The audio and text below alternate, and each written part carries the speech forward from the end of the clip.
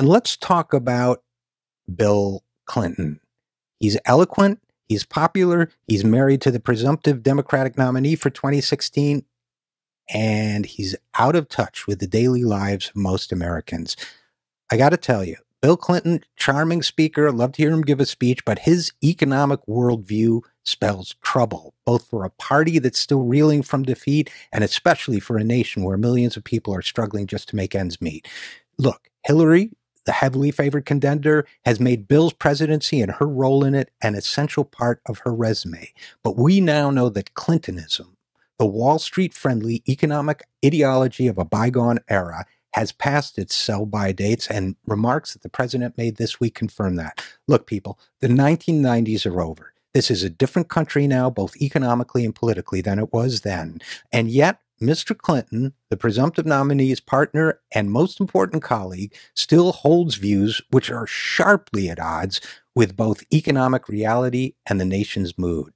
And I got to tell you, that's a big deal. Bill Clinton's opinions could have a profound impact on our political and economic future. What's more, if Hillary Clinton disagrees with his views, she hasn't said so. Look, Bill Clinton spoke again on the economy in USC, the University in Los Angeles, and when he speaks on economic issues, he reveals a deep wellspring of neoliberal belief along with a profound detachment from the lived experience of most Americans. Here's what he said at the University of Southern California. After he gave some bland, bromides, the internet has done a lot of good, quote unquote, self-helpish sounding political advice, like what you got to have is an agenda and get things done. Thank you. The former president said this, and I quote, "We are in the best shape of any big country in the world in the next 20 years. No big country that is running this well is as young as we are, as diverse as we are, or as technological as we are." The former president went on to say, "In the next 20 years, there'll be bad days, there will be bad headlines, but you can keep the trend lines positive." End quote. Now, the millions of Americans who struggle every day with falling wages, shrinking personal wealth, and rising healthcare costs would, I assume, be astonished to hear such a sunny assessment of their future. Now, it's true that for the extremely wealthy, the kind of people who contribute to political campaigns and big foundations like the Clinton Global Initiative, the trend lines are positive. They're very positive. For the rest of the nation, not so much. Think about some of these very negative trends. Real wages have fallen since 2007 for 8 out of every 10 Americans, only rising for the most well-off among us.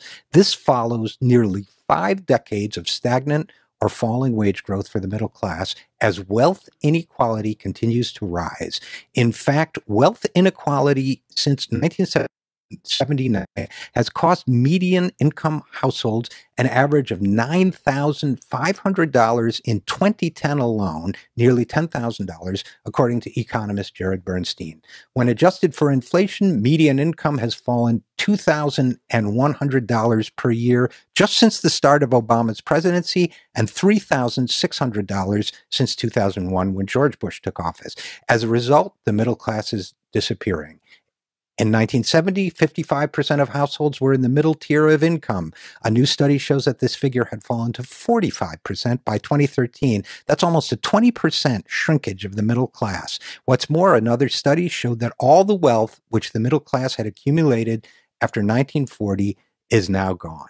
Trend lines look bad on Wall Street, too. Banks are increasingly funding highly leveraged corporate takeovers, according to regulators who are expressing concerns about it. Bank fraud, which was supposed to be stopped by those slap-on-the-wrist settlements with no convictions or prosecutions associated with them, is still going on, according to prosecutors. What did Bill Clinton do? He made fun of the idea that we should prosecute bankers who commit crimes. He said, and I quote, to Tim Geithner, no less, "If I could take Lloyd Blankfein into a dark alley and slit his throat, it would satisfy them for about 2 days. Then the bloodlust would rise again," end quote. Mr. President, Bill Clinton, it's not bloodlust. It's a desire to create deterrence so that they don't keep committing their crimes, as we now learn they are doing. And just this week, we learned from the excellent financial journalist William D. Cullen that Wall Street is thrilled by Hillary Clinton's candidacy. And why wouldn't they be? They know her. They've rewarded her with lavish speaking fees. And the financial industry has made the Clintons and their associates very, very wealthy. Meanwhile, corporations are jacking up their share prices at the expense of employees and their own futures in order to enrich their current CEOs. And yet, just a couple weeks ago, Bill Clinton suggested that CEOs will soon voluntarily give up the pursuit of profit as their top priority in favor of some sort of noble commitment to a better society. According to a recent analysis by no less an expert than Goldman Sachs, corporate profits grew 5 times faster than wages did last year. And meanwhile, for the rest of us, we're not only facing the income crisis, we're also facing a retirement crisis. 20% of Americans have nothing at all, saved for retirement. The waiting list for Social Security's disability hearings, which is, of course, not for retirement, but for injury or disability, is now approaching 1 million people, and no one seems to be willing in Washington to fund that program. A new study predicts that Americans with employer-sponsored health care, supposedly good health insurance, will pay 55% more in out-of-pocket costs in 2015 than they did in 2010. And we also learned that 1/3 of American households are living a paycheck to paycheck existence, meaning that they would be wiped out if somebody got laid off or missed even a single paycheck. Student debt is soaring, and those job numbers we've been celebrating are not as good as they looked. Perhaps inevitably, another recent study found that Americans are more depressed today than they were in the 1980s.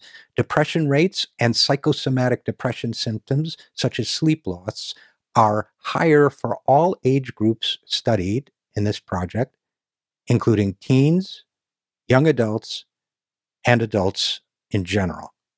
These Americans aren't likely to be swayed by Bill Clinton's sunny optimism or by a candidate or party which echoes this misguided economic worldview. That has profound implications for the future of liberalism, the Democratic Party, and much more importantly, for the nation as a whole.